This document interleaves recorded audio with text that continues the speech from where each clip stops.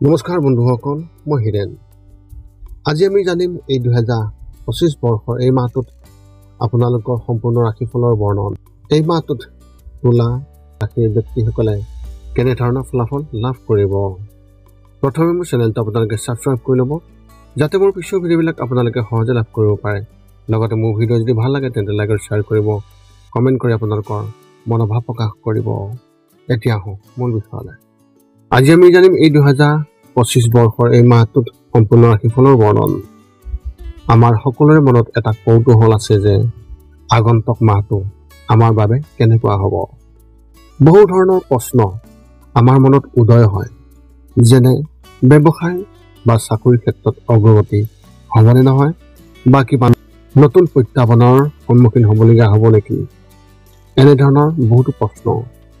সেয়েহে আপোনালোকক এই ভিডিঅ'টোৰ জৰিয়তে ৰাশি আৰু ৰাশিফলৰ ওপৰত ভিত্তি কৰি ৰাশিফলৰ ওপৰত বিভিন্ন গ্ৰহ আৰু নক্ষত্ৰমণ্ডলৰ প্ৰভাৱ আৰু গতিবিধিৰ বিষয়ে অধ্যয়ন কৰিছোঁ।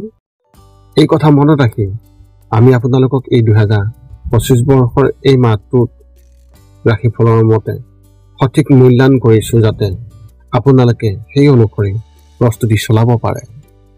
আপোনালোকে এই ভিডিঅ'ত আপোনালোকৰ পৰিয়াল, আৰ্থিক, কেৰিয়াৰ, শিক্ষা, প্ৰেম আৰু স্বাস্থ্যৰ লগতে আৰু বিভিন্ন তথ্য আপোনালোকে এই ভিডিঅ'ত লাভ কৰিব।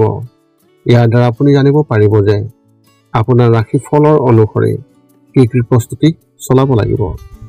গতিকে আপোনাৰ ৰাশিফল অনুসৰি প্ৰস্তুতি চলাওক।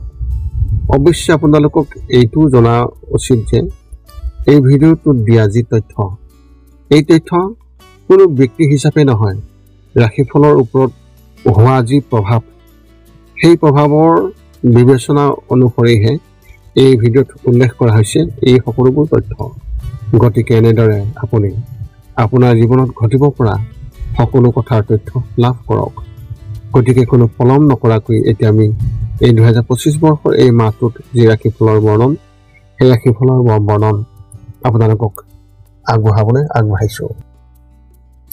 সৰ্বপ্ৰথম পাৰিবাৰিক জীৱনৰ ক্ষেত্ৰত এনেধৰণৰ এই মাহটো আপোনাৰ পাৰিবাৰিক জীৱনৰ বাবে অনুকূল বুলি প্ৰমাণিত হ'ব, যাৰ বাবে আপুনি আপোনাৰ কাম ভালদৰে কৰিব পাৰিব। যদি আপুনি ইতিমধ্যে কোনো পাৰিবাৰিক সিদ্ধান্তৰ সন্মুখীন হৈ আছে বা হৈছে, তেন্তে সেয়াও নাইকিয়া হৈ যাব। সমাজতো আপোনাৰ সন্মান বৃদ্ধি হোৱা দেখিব আৰু সকলোৱে আপোনাক সন্মান কৰিব। আপুনি আপোনাৰ পৰিয়ালৰ সৈতে ভ্ৰমণলৈ যোৱাৰ পৰিকল্পনা কৰিব পাৰে, য'ত আপুনি আপোনাৰ আত্মীয়ৰ সমৰ্থনো পাব। এই সময়ছোৱাত সকলোৰে সৈতে আপোনাৰ সম্পৰ্ক আগৰ তুলনাত অধিক মজবুত হ'ব। আপোনাৰ কোনোবা দূৰৰ আত্মীয়ই আপোনাৰ ঘৰলৈ আহিব পাৰে আৰু আপুনি তেওঁৰ পৰা কিছু কামত সহায় পাব। ব্যৱসায় আৰু চাকৰিৰ ক্ষেত্ৰত এনেধৰণৰ যদি আপুনি ব্যক্তিগত খণ্ডত কাম কৰে, তেন্তে এই মাহত আপুনি আপোনাৰ চাকৰিত পৰিৱৰ্তন আনিব পাৰিব। পুৰণি কোম্পানী এৰি নতুন কোম্পানীত যোগদান কৰিব পাৰে। যদি আপুনি ডাঙৰ কোম্পানীত কাম কৰে, তেন্তে আপোনাৰ পৰ্টফলিও সলনি হ'ব পাৰে। চৰকাৰী বিষয়াসকলে কিবা কামৰ বাবে ওলাই যাব লাগিব পাৰে। যদি ব্যৱসায়সকলে নতুন চুক্তিৰ দিশত আগবাঢ়িছে, তেন্তে এই মাহত তেওঁলোকে ইয়াত সফলতা লাভ কৰিব। কিবা কাৰণত আপোনাৰ পুৰণি গ্ৰাহকসকলৰ খঙাল হৈ পৰিব, যাৰ ফলত আপুনি সংযম ল'ব লাগিব। আৰু তেওঁলোকে খঙাল হৈ পৰিলেও এই সমস্যাও অতি সোনকালে সমাধান হ'ব। যদি আপুনি মাটিৰ সৈতে জড়িত কোনো কামত ধন বিনিয়োগ কৰিছে, তেন্তে তাৰ পৰাই আপুনি লাভ পাব। শিক্ষা আৰু কেৰিয়াৰ ক্ষেত্ৰত এনেধৰণৰ যদি আপুনি কোনো অতিৰিক্ত পাঠ্যক্ৰম পঢ়ি আছে, তেন্তে এই মাহত অলপ সাৱধান হওক, কাৰণ কিবা এটা হ'ব যাৰ বাবে আপুনি এই পাঠ্যক্ৰমটো এৰিব লগীয়া হ'ব পাৰে। কলেজত পঢ়া শুনা ছাত্ৰ ছাত্ৰীসকলে নিজৰ কামত মনোনিৱেশ কৰিব যদিও ফলাফল পাবলৈ কিছু সময় লাগিব। যদি আপুনি প্ৰতিযোগিতামূলক পৰীক্ষাৰ বাবে প্ৰস্তুতি চলাই আছে, তেন্তে এই মাহত আপুনি কেৱল ইতিবাচক ফলাফল পোৱাই নহয়, আপোনাৰ ঘনিষ্ঠ কোনোবা এজনৰ পৰাও সমৰ্থন লাভ কৰিব। আপুনি তেওঁলোকৰ সৈতে ভৱিষ্যতৰ পৰিকল্পনা কৰিব, যিবোৰ ভৱিষ্যতে উপকাৰী বুলি প্ৰমাণিত হ'ব। প্ৰেমৰ ক্ষেত্ৰত এনেধৰণৰ এই মাহটো আপোনাৰ আৰু আপোনালোকৰ প্ৰেমৰ সম্পৰ্কৰ বাবে অলপ অশান্ত হ'ব। যদি আপুনি কাৰোবাৰ লগত প্ৰেমৰ সম্পৰ্কত আছে আৰু তেওঁলোকৰ পৰা আঁতৰি থাকে, তেন্তে তৃতীয় ব্যক্তিয়ে ভুল বুজাবুজিৰ সৃষ্টি কৰিবলৈ চেষ্টা কৰিব, কিন্তু তেওঁ সফল নহ'ব। এই মাহটো বিবাহিত লোকৰ বাবে ভাল হ'ব আৰু নতুন সমস্যাও নাথাকিব। মাহৰ মাজভাগত আপোনাৰ পত্নী বা স্বামীৰ কিছু কথাত হতাশ হ'ব পাৰে, কিন্তু ধৈৰ্য ধৰিলে সমস্যাটো সোনকালে সমাধান হ'ব। বিবাহৰ বাবে অপেক্ষা কৰি থকা ব্যক্তিসকলে মাতৃৰ ফালৰ পৰা এটা ভাল প্ৰস্তাৱ লাভ কৰিব। স্বাস্থ্যৰ ক্ষেত্ৰত এনেধৰণৰ এই মাহত আপুনি নিজৰ ভিতৰতে এক নতুন শক্তি অনুভৱ কৰিব আৰু নতুন কাম কৰিবলৈ প্ৰেৰণা লাভ কৰিব।